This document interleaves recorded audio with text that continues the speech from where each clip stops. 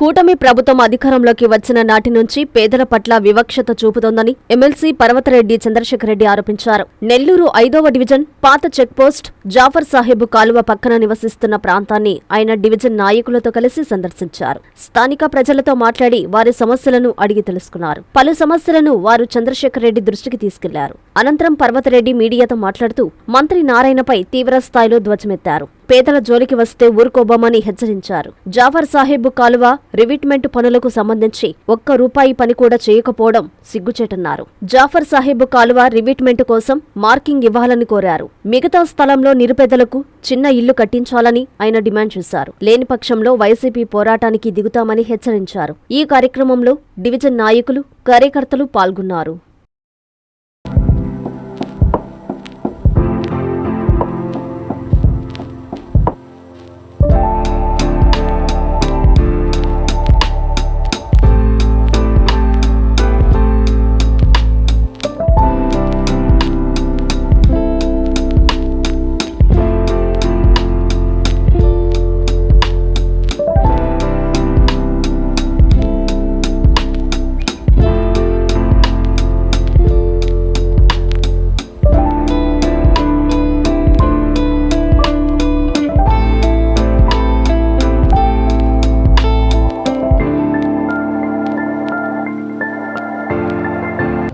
ఈరోజు నెల్లూరు నగర నియోజకవర్గంలో జాఫర్ సాహెబ్ కాలువకి పక్కనే ఉన్నటువంటి మైపాడ్ రోడ్లో మనం ఉన్నాం.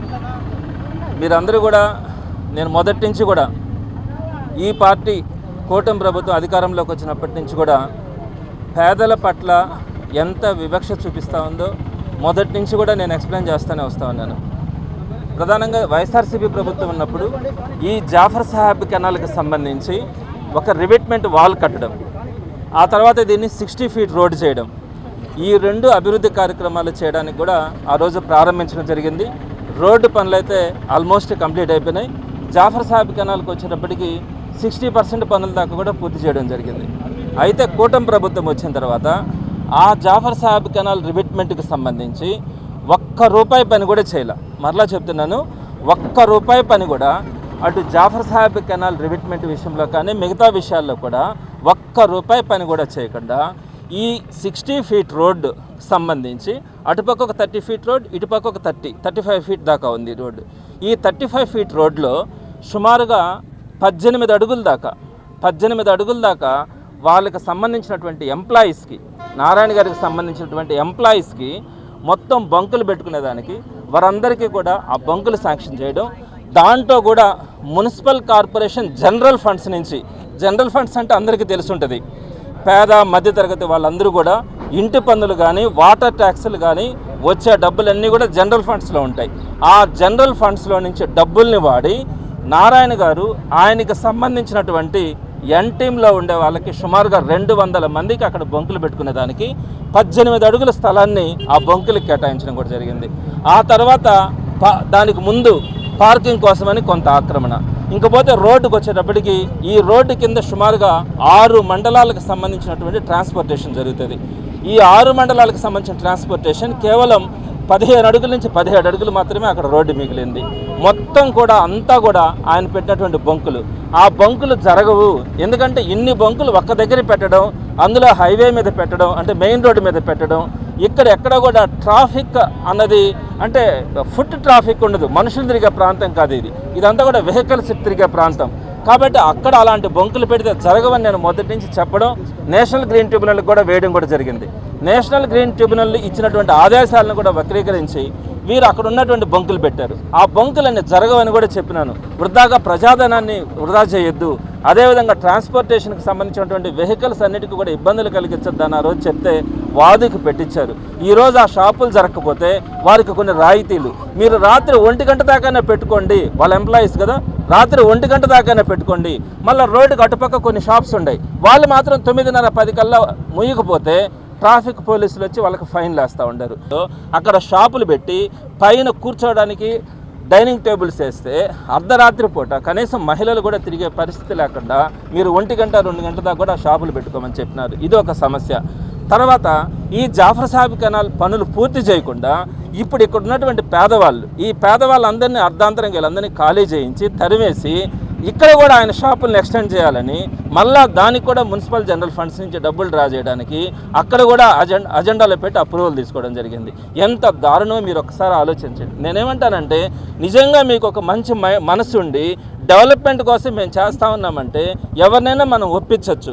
అలా కాకుండా ఎక్కడో అడుగున కాలువ అంచులో ఉన్నటువంటి పేదల్ని వాళ్ళంతా కూడా ఇక్కడ పేదవాళ్ళు ఇక్కడ నివసిస్తా స్థానికంగా ఇక్కడ ఉన్నటువంటి కొన్ని ఇళ్లలో పాచి పనులు చేసుకుంటా చెత్త కాగితాలు ఏరుకుంటా వాళ్ళ జీవనం వాళ్ళు సాగించుకుంటా ఉన్నారు.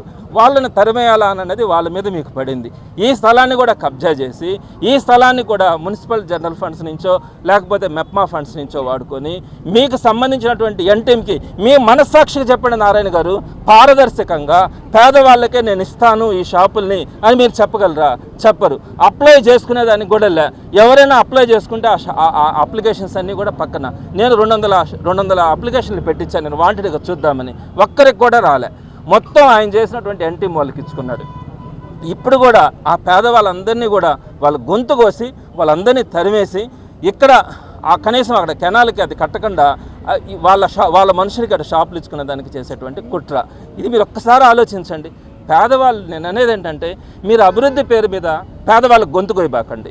పేదవాళ్ళని తరిమేస్తేనే అభివృద్ధి అయినట్టు కాదు. వాళ్ళకి ఎక్కడున్నారు? ఒక చిన్న ప్రాంతంలో ఉన్నారు. అంటే నారాయణ గారు ఆలోచన ఏంటంటే పేదవాళ్ళంతా కూడా ఎక్కడో ఊరవతల శ్మశానాలకు అవతలు ఉండాలా. ఇదే నారాయణ గారి లక్ష్యం. ఎక్కడ కూడా ప్రజాస్వామ్యంలో ఈ పద్ధతులు పాత రోజుల్లో ఉండుంటాయి స్వాతంత్రానికి ముందేమన్నా. ఇప్పుడు అందరూ కూడా కలిసి ఉంటారు. ఉన్నత వర్గాలు ఉంటాయి, మధ్యతరగతి వాళ్ళు ఉంటారు, పేదవాళ్ళు కూడా ఆ ప్రాంతాల్లో పక్కపక్కనే జీవిస్తారు. మీకు అడ్డమే రారు కదా. వాళ్ళు ఆ ఉన్న వాళ్ళ దగ్గరికి వెళ్ళి పాచి పనులు చేసుకొని వాళ్ళు దగ్గరలో ఉన్నటువంటి స్కూల్స్లో వాళ్ళ పిల్లల్ని చదివించుకుంటా వాళ్ళు బతుకుతారు. ఆ బతకడం కూడా మీరు ఇక్కడ బతకడానికి లేదు. ఎక్కడో ఊరవతల బతకమంటే అక్కడి నుంచి పాచి పనులు చేసుకోవడానికి వాళ్ళు ఇక్కడికి రావాలంటే ఉదయాన్నే వచ్చి సాయంత్రం దాకా ఇక్కడ పనులు చేసుకొని మళ్ళీ తిరిగిపోవాలంటే సాధ్యమా? అక్కడక్కడ కూడా ప్రాంతాల్లో చిన్న ఇట్లాంటి కాలువ గట్ల మీద ఉంటారండి. కాలువ గట్ల మీద పేదవాళ్ళు ఉంటే అక్కడ కూడా ఉండకూడదని చెప్పేదానికి మీకు ఆ హక్కు ఎవరు ఇచ్చారో, అర్హత ఎవరు? పోనీ ఇక్కడ ఉన్న ఇబ్బంది, ఈ రోడ్డుకి ఇబ్బంది, ఈ రోడ్డుని డెవలప్ చేయాలనే నాకు మంచి విషన్ ఉందని అంటావా? తప్పకుండా సహకరిస్తారు వాళ్ళకి ఆల్టర్నేటివ్ కట్టడానికి. అట్లా కాకుండా నేను మీ వాళ్ళకి షాపులు ఇచ్చుకోవడానికి వాళ్ళని తరిమేస్తాను, వాళ్ళని ఇక్కడి నుంచి బలవంతంగా జేసీలు పెట్టి కూలదోస్తానంటే వైసీపీ ఒప్పుకోదు. నేను మరలా చెప్తున్నాను, ఇక్కడికి వచ్చి అడ్డమైన కూర్చోవడం కానీ పడుకోవడం కూడా జరుగుతుంది, కానీ ఎటువంటి పరిస్థితుల్లో వాళ్ళకి అన్యాయం జరగనివ్వు. ఓకే, మీరు జాఫర్ సాహెబ్ కెనాల్ పక్కన రివిట్మెంట్ కట్టాలా, ఆ బ్యాలెన్స్ పనులు చేయాలని మీకు చిత్తశుద్ధి ఉంటే మార్కింగ్ ఇవ్వండి. ఎంతవరకు మీకు మార్కింగ్ ఇస్తారో అంతవరకు ఏదైనా ఉంటే కూడా తీయిస్తాం, వాళ్ళని బతిలాడుకుంటాం. మీకు ఎక్కడైతే జాఫర్ సాహెబ్ కెనాల్కి రివిట్మెంట్ ఇవ్వాలనుకుంటున్నారో అంతవరకు ఇవ్వండి, మార్కింగ్ ఇవ్వండి. ఆ మార్కింగ్ ఇచ్చే ప్లేస్లో ఈ రోడ్డుకి దిగుదాల ఏదైనా ప్లేస్ ఎంతవరకు ఉంటుందో అంతవరకే వాళ్ళకి చిన్న ఇల్లులు కట్టియండి, లేదా చిన్న రేకులు ఇల్లు. మీరు అక్కడ కట్టించారు కదా, రోడ్డు మీద పెట్టించారు కదా, రోడ్డు మీద మీరు బొంకులు పెట్టించారు కదా, రోడ్డుకి దిగువన కాలు వంచన ఆ బొంకులు లాంటివి పెట్టించండి, దాంట్లో బతుకుతారు వాళ్ళు. ఆ బొంకులు లాంటివి ఆడ పెట్టించండి, వాళ్ళు బతుకుతారు. లేదు వాళ్ళు బతకడానికి ఇక్కడ వేసేటువంటి షాపుల్లో మీకు ఆ షాపులు ఇస్తాను మీరు బతకండి అని చెప్పండి. అది చెప్పకుండా ఇది చెప్పకుండా ఆ కమిషనర్ మార్నింగ్ వాక్ ఇక్కడికి వచ్చి మీరంతా కానీ ఇక్కడి నుంచి కానీ ఖాళీ చేయకపోతే నేను మీ అందరినీ కూడా బలవంతంగా జేసీలు పెట్టి మిమ్మల్ని కూలదోస్తానని చెప్తారు. ఇది నేను అనేది ఏంటంటే నేను ఇక్కడ ఫోటోల కోసమో వీడియో కోసమో వైఎస్ఆర్సీపీ రాదు, అట్లాంటి పనులు చెయ్యం. తప్పకుండా కూడా ఇష్యూలో జెన్యూన్నెస్ ఉంటేనే వైసీపీ వస్తుంది. ఈరోజు ఇక్కడికి వచ్చింది, నిలబడతాం. నారాయణ గారు, నేను మీకు మరలా కూడా చెప్తా ఉన్నాను, మీరు గనక ఇదే విధంగా మీ దగ్గర ఉండే ఎన్టీఎం కోసం మీరు ఈ నెల్లూరుని ముక్కలు చెక్కలు చేస్తానంటే ఊరుకోలేం. పేదవాళ్ళ బతకూడదు, వారు ఊరవతల శ్మశానాల దగ్గరనే బతకాలంటే ఊరుకోం. వారు కూడా మనుషులే. ఇప్పుడు మనం చూసాం, వారందరిలో కూడా చాలామంది రకరకాలైనటువంటి ఆరోగ్య సమస్యలతో ఉన్నారు. ఎక్కడ కూడా వాళ్ళు మూర్ఛ రోగం అని ఒక ఆమె చెప్పింది. ఒక ఆమె ఇంట్లో నుంచి బయట వెళ్ళి ఒక పని చేసుకొని వచ్చి నేను ఇంట్లోకి వచ్చి పడుకోవాలని చెప్తా ఉన్నారు. ఇట్లాంటి పరిస్థితుల్లో వాళ్ళ నోట్లో మట్టి కొడితే ఏమొస్తుంది మీరు ఆలోచించండి ఒకసారి. కాబట్టి నేను మీకు మంత్రి గారికి కానీ నేను చెప్పేది ఒకటే, మీరు డెవలప్ చేయాలనుకుంటే తప్పకుండా రివిట్మెంట్ మీరు మార్కింగ్ ఇచ్చుకోండి. ఆ మార్కింగ్కి రోడ్డు దిగుదాల ప్లేస్లో వాళ్ళు బతకడానికి అవకాశం ఇవ్వండి. అలా గుడిసెలు పెట్టుకోవడం మీకు నచ్చకపోతే తప్పకుండా వాళ్ళకి అక్కడ పెట్టిన బొంకులు లాంటివి అయినా పెడితే వాళ్ళు తలదాల్చుకునే పరిస్థితి ఉంటుంది. వారు మహా అయితే ఒక 40-50 కుటుంబాలు ఉంటాయి, లేదా ఒక 60-70 కుటుంబాలు ఉంటాయి.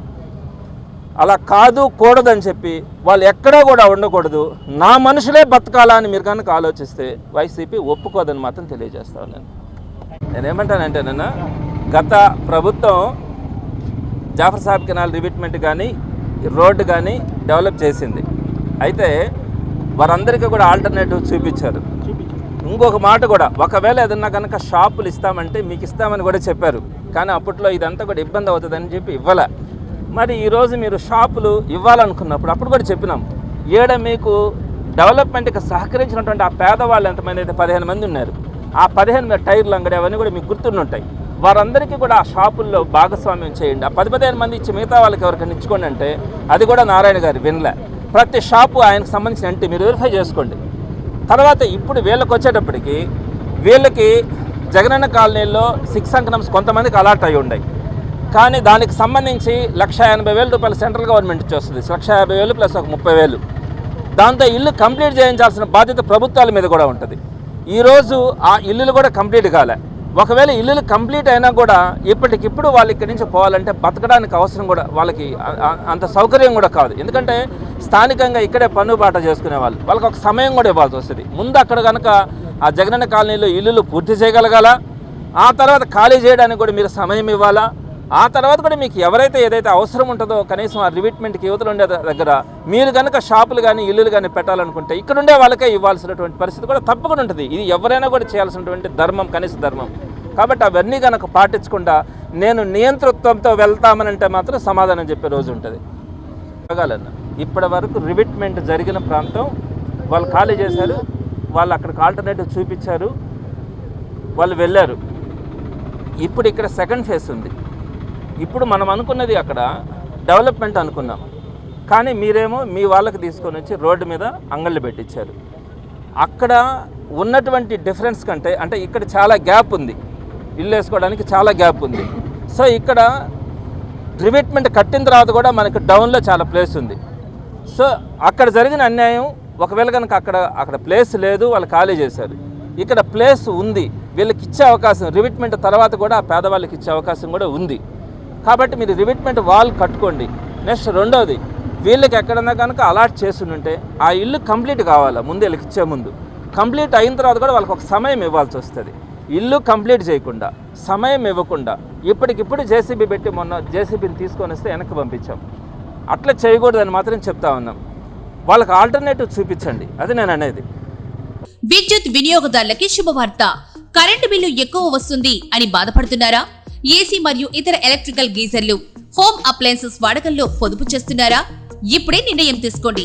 కేంద్ర రాష్ట్ర ప్రభుత్వాలు పీఎం సూర్యఘర్ పథకం ద్వారా 78,000 సబ్సిడీతో మరియు వినియోగదారులకు తక్కువ ఖర్చుతోనే బ్యాంక్ లోన్ సదుపాయం, తక్కువ 65 పైసల వడ్డీతో మీరు కట్టే కరెంటు బిల్లు బ్యాంకు ఈఎంఐ కట్టే విధంగా ప్రముఖ కంపెనీలు టాటా, అదానీ, వారీ, సోలార్ 25 సంవత్సరాల కంపెనీ వారంటీతో ఉచిత డాక్యుమెంట్ ఛార్జీలతో మా సిబ్బంది ద్వారా నిర్ణీత సమయంలో సమకూర్చబడును.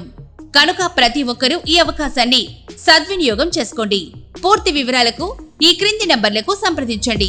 9985299995, 9490471476, 9177038604. టెరోసోల్ green energy solutions private limited. Andhra Pradesh అన్ని జిల్లాల్లో అందుబాటులో ఉన్నాయి.